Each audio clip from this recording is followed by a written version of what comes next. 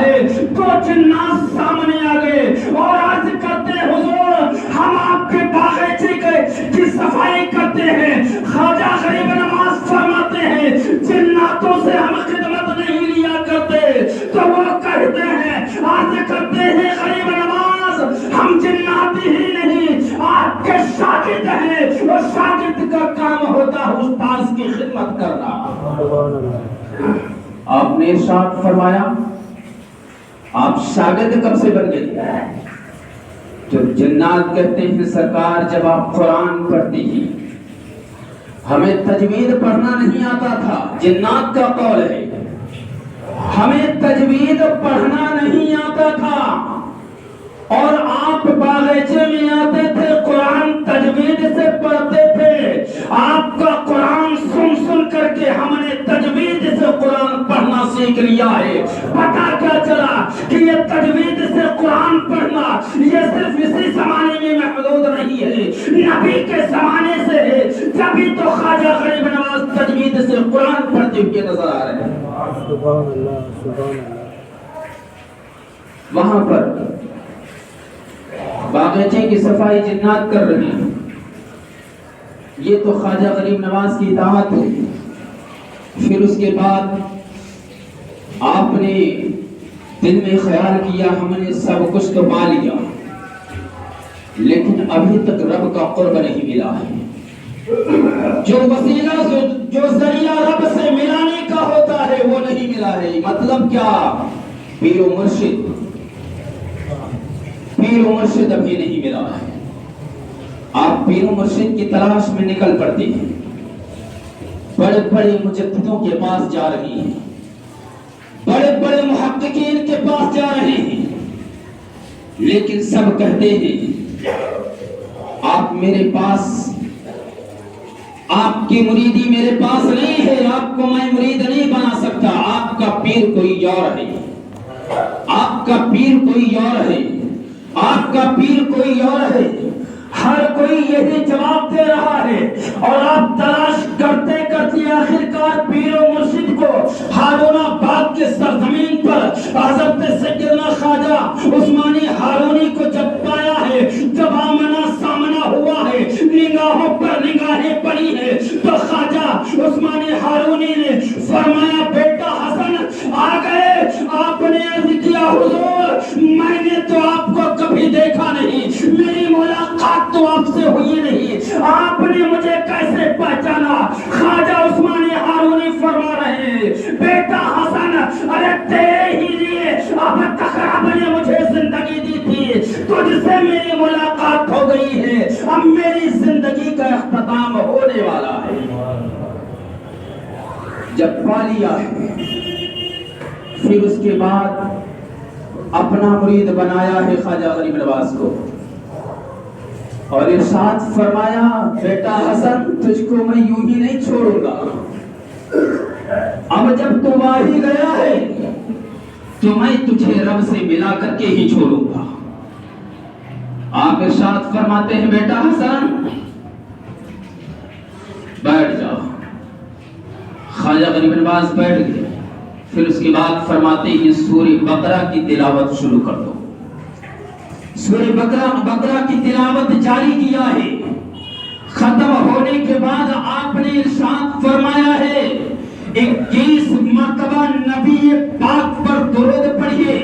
جب درود 21 مرتبہ پڑھا ہے پھر اس کے بعد آپ کے پیر و مرشد خواجہ عثمانی ہارونی نے ارشاد فرمایا ہے بیٹا حسن اپنی نگاہیں آسمان کی طرف اٹھائیے.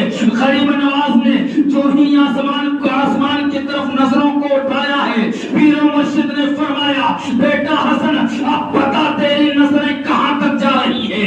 تو خواجہ غریب نواز فرماتے ہیں اے میرے پیر و مرشد آسمان اور زمین کے درمیان جتنی چیزیں ہیں ساری چیزوں کو میں مشاہدہ کر رہا ہوں. آپ کے پیر و مرشد سے فرماتے ہیں بیٹا حسن اب نظریں زمین کی طرف ڈال. جب نظروں کو زمین کی طرف ڈالا ہے پھر فرمایا ہے کہاں تک نظریں جا رہی ہے؟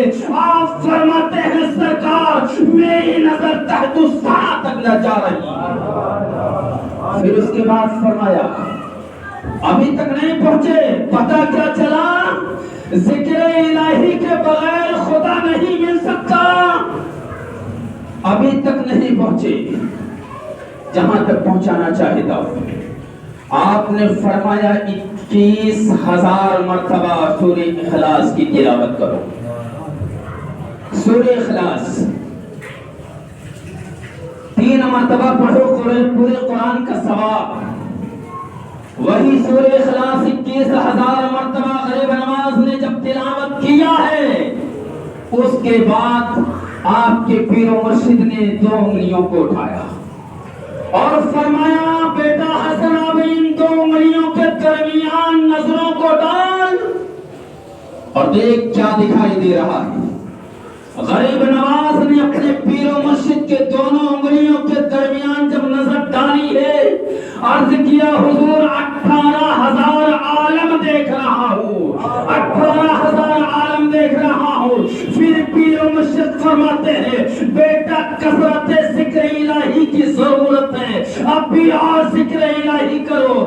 جب آپ نے حمد جاری کیا ہے، ذکر الہی کرنا شروع کیا ہے، تو خواجہ غریب نواز فرماتے ہیں جب میں اللہ اور اس کے رسول کا ذکر کر رہا تھا، میرے ساتھ ساتھ دیواروں سے آواز آ رہی تھی ذکر الہی کی، اللہ الصمد، اللہ الصمد، اللہ اکبر، اللہ اکبر، یہ ساری صدائیں دیواروں سے آ رہی تھی۔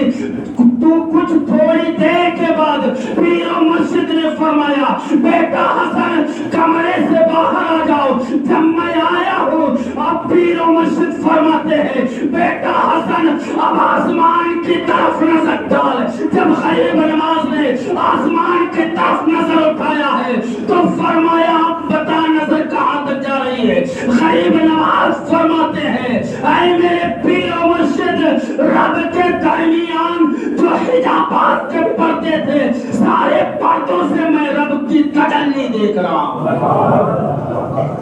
یعنی رب کا دیدار کر رہا ہوں۔ وہ غریب نواز ہے، ہم کوئی یتیم نہیں ہیں، ہمارے ہند میں غریب نواز ہیں جن کو نبی پاک نے بھیجا ہے، بے شک وہ غریب نواز۔ اب نبی پاک صلی اللہ علیہ وسلم کی بارگاہ میں جانے کا حکم دیا جاتا ہے، بیٹا حسن مدینے چلا جا۔ وہاں حاضری ہونے کے بعد بیٹا حسن بغداد چلا جا۔ وہاں مختصر میں بیان کرنے کی کوشش کرتا ہوں، وقت کی قلت ہے۔ بیٹا حسن بغداد چلا جا، بغداد حاضری ہوئی ہے، وہاں سے آواز آتی ہے بیٹا حسن اب تیرا مسکن کوئی اور نہیں، ہند ہے، اجمیر شریف کی سرزمین پر چلا جا۔ غریب نواز جب اجمیر شریف کی سرزمین پر تشریف لائے ہی تو یہاں کا ماحول ہی کچھ اور تھا۔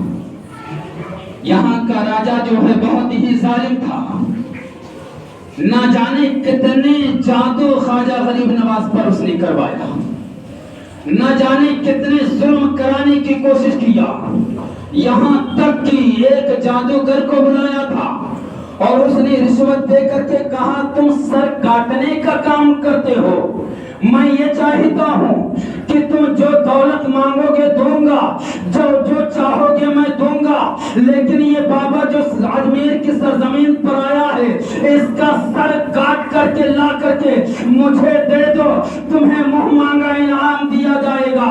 اب وہ ان کی تلاش میں نکل پڑتا ہے، لیکن ہوتا کیا ہے؟ وہی ہوتا ہے جو منظور خدا ہوتا ہے۔ اب وہ بندہ غریب نواز کا سر کاٹنے کے لیے چلا تھا، غریب نواز بیٹھے ہوئے تھے، ذکر الہی کر رہے تھے، وہ بندہ خنجر لے کر کے پہنچا ہے، غریب نواز فرماتے ہیں آ گئے، اس نے کہا ہاں آ گیا، تو پھر غریب نواز فرماتے ہیں میں پیٹھ تیری طرف کر رہا ہوں، تو اپنا کام کر لے۔ اس نے کہا بابا جی آپ کو کیسے معلوم میں کس لیے آیا ہوں؟ خواجہ غریب نواز فرماتے ہیں سن، تو اپنے राजा के कहने पर आया है।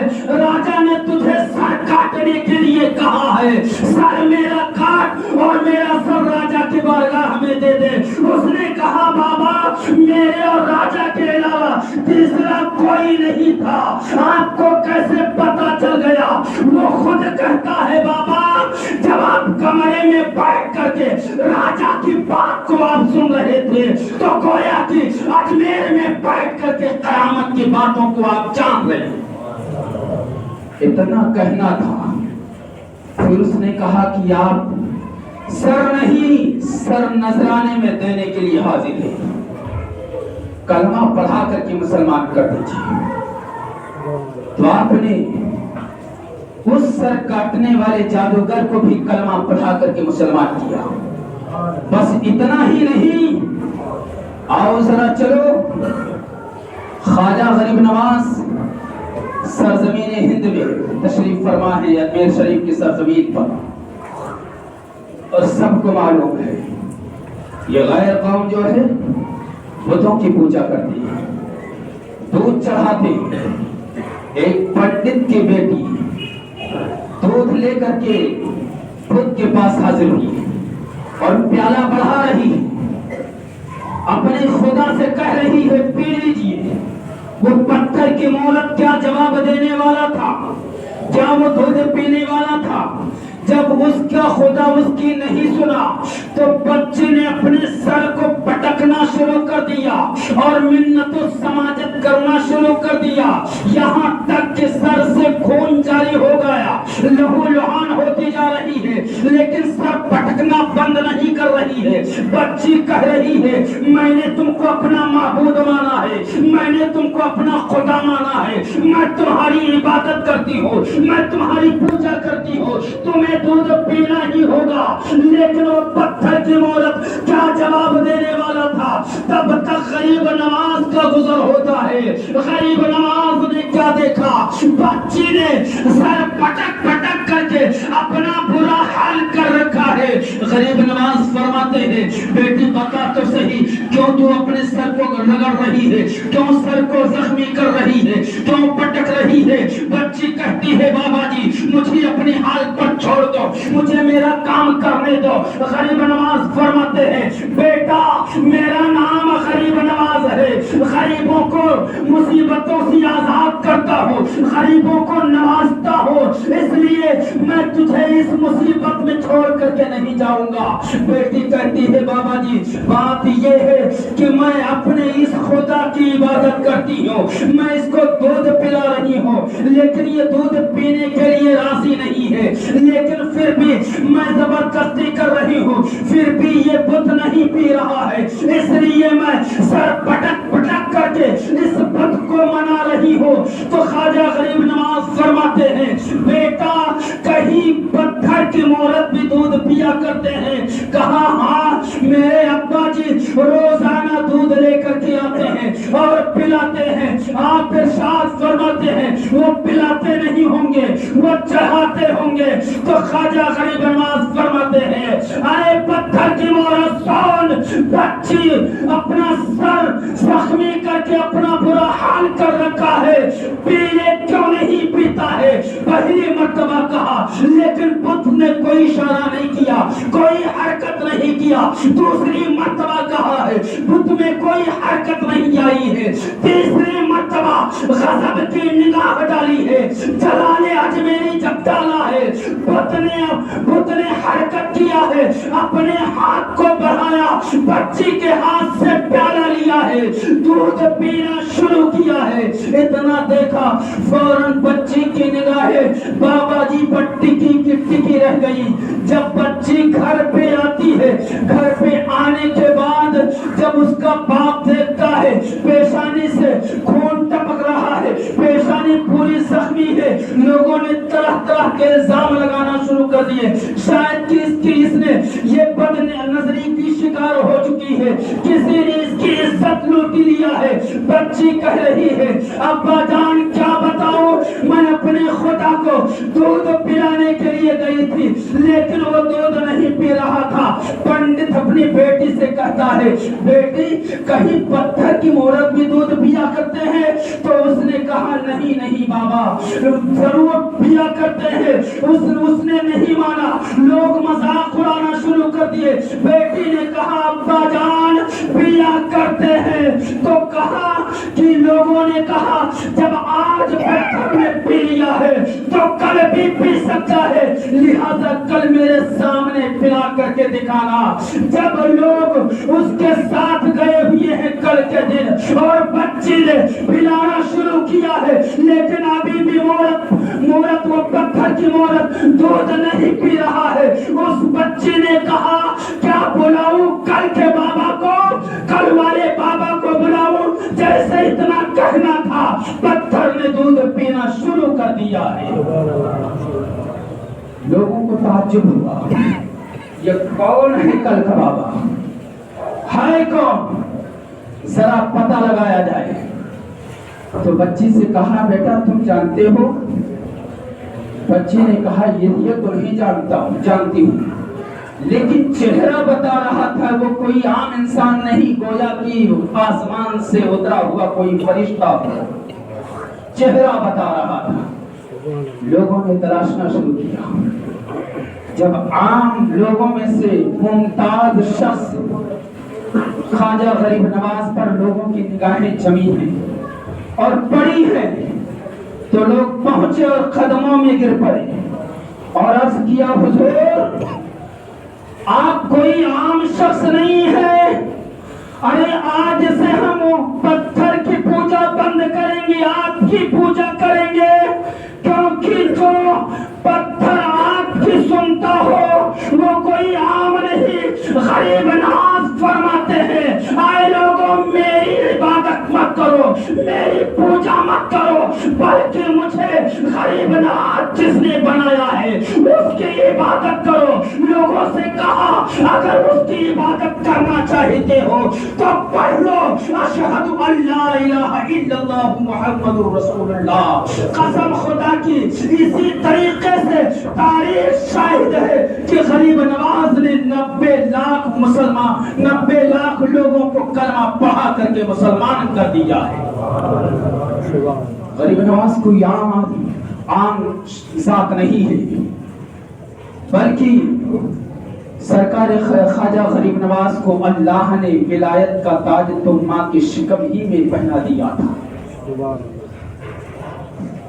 وقت کی قلت کی وجہ سے میں اپنی گفتگو کو ختم کرتا ہوں. اللہ تبارک و تعالیٰ کی بارگاہ میں دعا ہے کہ پروردگار عالم ہم سبھی لوگوں کو اولیاء کرام سے بے پناہ محبت کرنے کی توفیق عطا فرمائے اور خواجہ غریب نواز سے عقیدت رکھنے کی توفیق عطا فرمائے. وما علینا الا البلاغ. السلام علیکم ورحمۃ اللہ وبرکاتہ.